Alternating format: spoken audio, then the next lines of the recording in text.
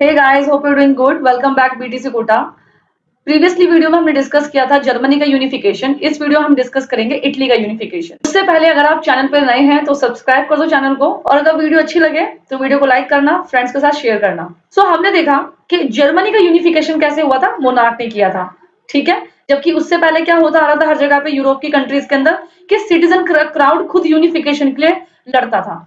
But यहाँ पे हमने देखा कि धीरे धीरे मोनार्क को रियलाइज होने लग गया था कि सिटीजन से पंगे लेना इज नॉट गुड आइडिया, और यहाँ पे डिप्लोमेसी के साथ जनता का विश्वास बनाए रखे ताकि खुद की ऑथोरिटी बनी रहे। इसलिए यहाँ पर मोनार्क ने डिसाइड करा यूनिफिकेशन करना। इटली के अंदर भी यही हुआ। इटली के अंदर हमने 1815 में हमने देखा था जब ट्रीटी ऑफ वीना साइन की गई थी कि सर्डिनिया पिडमॉन्ट का जो रूलर था, जो कि एक्चुअली इटली का ही मोनार्क था, इसको जनेवा दे दिया गया था। और जब से जनेवा पार्ट हो गया था इटली का, और नॉर्थ इटली दे दिया था ऑस्ट्रिया को, राइट।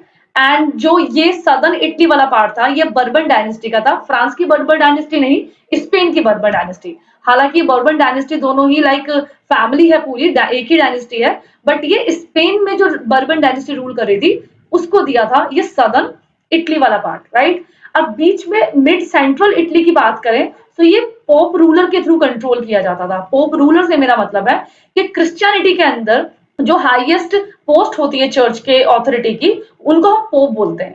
बहुत सारे ऐसे एरियाज हिस्ट्री में आपको पढ़ने को मिलेंगे जहां पर स्पिरिचुअल हेड यानी कि रिलीजियस हेड के थ्रू वो एरिया कंट्रोल किए जाते हैं।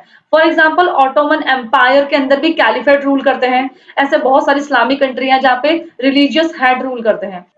क्रिश्चियन क्राउड रोम को बहुत ही इंपॉर्टेंट प्लेस मानते हैं। जितनी भी यूरोपियन कंट्रीज हैं उनकी नजर में रोम की बहुत इंपॉर्टेंस है, क्योंकि रोमन एम्पायर जो कि सबसे स्टार्टिंग का एम्पायर था वो उसका एडमिनिस्ट्रेशन पॉइंट यही था। एंड हम सबको पता है कि यूरोप के अंदर क्रिश्चियनिटी डोमिनेंट रिलीजन है। अब सर्डिनिया का जो रूलर था विक्टर इमानुअल टू, इसका एक चीफ मिनिस्टर था केवुर, जो ना तो रेवोल्यूशनरी थॉट रखता था ना वो डेमोक्रेट था। बट हाँ, उसको यूनिफाइड करना था क्योंकि वो चीफ मिनिस्टर है, उसका काम है ये कि किंग के हर काम को ओबे करना, राइट। जिस तरीके से जर्मनी का architect of unification Ottoman Bismarck को कहते हैं, उसी तरीके से केवुर को भी इटली का यूनिफिकेशन का आर्किटेक्ट कहना गलत नहीं होगा। देखते हैं इटली का यूनिफिकेशन कैसे होता है। क्योंकि नदर्न इटली का एरिया ऑस्ट्रिया के रूलर के हाथ में था, यहाँ पर केवुर वॉर लॉन्च करता है ऑस्ट्रिया की आर्मी के अगेंस्ट में, और ये एरिया जीत लिया जाता है। बट अभी भी जो वेनेशिया का एरिया है, इटली के रूलर अभी भी इसको कॉन्कर नहीं कर पाते हैं। एंड ये पूरा एरिया, यहां से लेकर ये पूरा एरिया सेंट्रल इटली तक कॉन्कर कर लिया जाता है। अब जब सेंट्रल एरिया की बात आती है तो यहाँ पर तो रूल कर रहे थे पोप इस वाले एरिया में। अभी इनके साथ तो वॉर नहीं करनी है, क्योंकि पोप जो है वो एक स्पिरिचुअल हेड है, उनके साथ कौन वॉर करेगा, ठीक है। इनके साथ वॉर करने का आइडिया नहीं है, इनको नेगोशिएशन के जरिए ही जोड़ा जा सकता है। बात करते हैं सदर्न इटली की। सदर्न इटली में जैसा कि मैंने आपको बताया, स्पेन की जो बर्बन डायनेस्टी थी वो यहाँ पे रूल कर रही थी। बट यहाँ पर क्योंकि इटली के जो रूलर था विक्टर इमानुअल टू, वो फ्रांस की जो बर्बन फैमिली थी इनसे लड़ाई नहीं करना चाहता था, राइट। क्योंकि बर्बन फैमिली तो पूरी एक ही थी, चाहे वो फ्रांस की हो चाहे स्पेन की हो। उसको ये भी डर था कि अगर मैं स्पेन पे डायरेक्ट अटैक लॉन्च कर दूंगा तो फ्रांस और स्पेन दोनों मुझ पर अटैक कर देंगे। अब कैसे इस एरिया को जोड़ा जाए, ये जब तक पॉसिबल नहीं था सदर्न इटली को जोड़ना, जब तक यहाँ के लोग खुद अपोज ना करें, खुद रेवोल्यूशन ना करें। और अगर यहाँ के लोगों ने रेवोल्यूशन कर दिया तो इटली के रूलर के पास ये एक्सक्यूज हो जाएगा कि मैं क्योंकि इटली का रूलर हूं और यहाँ पे रह रहे लोग शांति से जी सके, इसलिए मेरी भी यहाँ पे जिम्मेदारी बन जाती है, और इसीलिए कंट्री के अंदर शांति बनी रहे मैंने स्पेन की बर्बन डायनेस्टी के ऊपर अटैक करा। बट यहाँ के लोगों के अंदर रिवोल्यूशन का स्पार्क छोड़े कैसे, क्योंकि नदर्न इटली के अंदर ऑलरेडी पढ़े लिखे लोग थे। इसलिए इटली के अंदर जब भी कुछ किताबें या जर्नल मैगजीन लिखी जाती थी तो यहाँ के लोगों के अंदर डेमोक्रेटिक आइडियाज बहुत पहले ही आ चुके थे, और किसी मैगजीन ने भी काफी डेमोक्रेटिक आइडियाज यहाँ पे स्प्रेड बहुत पहले ही कर दिए थे। हालांकि बाद में उसको एग्जीक्यूट कर दिया गया था, बट नॉर्दर्न इटली के लोगों के अंदर ये स्पार्क बहुत पहले डेवलप हो चुका था, क्योंकि साउथ इटली के लोग इतने पढ़े लिखे नहीं थे, लिटरेट नहीं थे।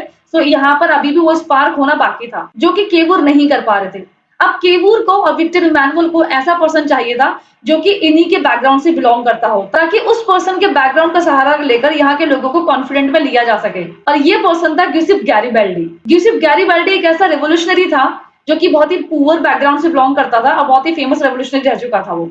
केवुर ने इनवाइट किया ग्यूसेप गैरिबाल्डी को ताकि वो इस रिवोल्यूशन में साथ दे सके। और यहाँ पे ग्यूसेप गैरिबाल्डी ने रेड शर्ट हंट के नाम से एक अपना रिवोल्यूशन चलाया, जहां पर उसने यहाँ के लोगों को ये अवेयर करा कि उनको इटली के साथ खुद को जोड़ना होगा ताकि वो अपने कल्चर को जिंदा रख सकें।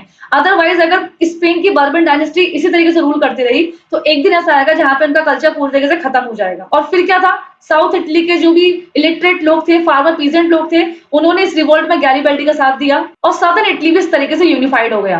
अब सिर्फ 2 एरिया बचे थे, Venetia and Rome. Venetia Austria के अंडर आता था। यहाँ पर इटली ने हेल्प ली प्रशिया की, क्योंकि जब प्रशिया ने 7 ईयर का वॉर किया था, वॉर के अंदर इटली की हेल्प ली थी। तो यहाँ पे अब मदद के बदले मदद करने का सवाल आ जाता है।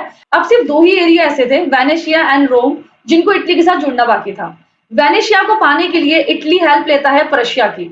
इस टाइम प्रशिया भी स्ट्रगल कर रहा होता है अपने जर्मनी को यूनिफाइड करने के लिए। एंड ऑस्ट्रिया एंड प्रशिया में अच्छे रिलेशन नहीं थे। सो कहीं ना कहीं अगर ये टेरिटरी भी ऑस्ट्रिया के हाथ से चली जाएगी तो सोल्जर वाइज और रिसोर्स वाइज ऑस्ट्रिया और वीक पड़ जाएगी, और यही तो चाहिए था जर्मनी को। इसलिए जर्मनी ने इटली की हेल्प करी ताकि वेनेशिया वाला एरिया भी इटली के साथ जुड़ सके। सो इस तरीके से वेनेशिया भी इटली के साथ जुड़ गया। और लास्ट में रोम, जो कि स्पिरिचुअल हेड के थ्रू, रिलीजियस हेड के थ्रू रूल किया जा रहा था, इसको भी नेगोशिएशन के जरिए इटली के साथ जोड़ लिया गया।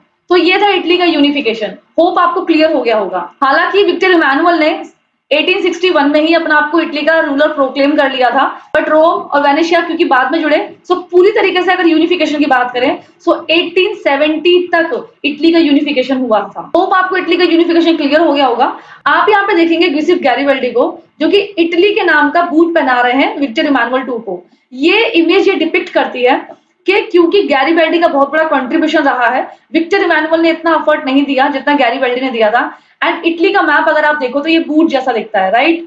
वीडियो अगर अच्छी लगी हो तो वीडियो को लाइक कर दो, चैनल को सब्सक्राइब कर दो। डिस्क्रिप्शन बॉक्स में कुछ इंपॉर्टेंट लिंक्स मिल जाएंगे, for example assignment work link, NCERT solution link and इस पीपीटी का पीडीएफ भी आप वहां से डाउनलोड कर सकते हैं। नेक्स्ट लेक्चर वीडियो हम समझेंगे स्ट्रेंज केस ऑफ ब्रिटेन, मतलब ब्रिटेन कैसे यूनिफाइड हुआ। सो मिलते हैं नेक्स्ट वीडियो में। Till then bye.